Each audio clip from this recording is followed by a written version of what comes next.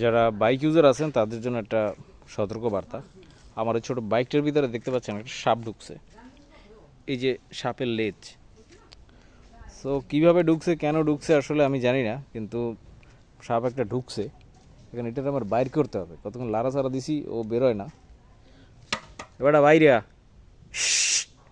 ঢুকে মুরগি টুরগে রইলে নেই, মরতেও পারে, ঠিক নেই তো বাইরে না ভাই। আমার তোরে দইরা মানে করতেও ভয় লাগতেছে। এখন নিজের সেফটির জন্য হলেও আমার এই সাপটাকে মানে পৃথিবী থেকে বিদায় দিয়ে দিতে হবে, এছাড়া কোনো উপায় নাই। মারতে ইচ্ছে করে না, সাপ তো আবার কিছু করারও নাই।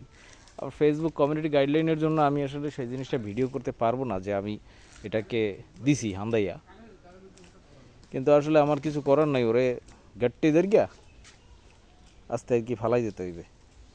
এই আইসে গেট আউট বাইরে, মুরগে সুরগে পারে হিনে বই তার ক্যাত করে, এমনি ভয়তে বাঁচি না।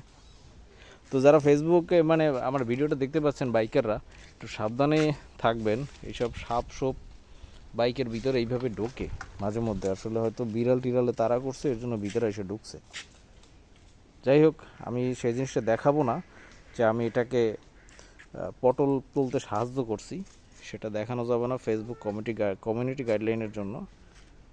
এবারটা বাইরিয়া থাক, গুড নাইট।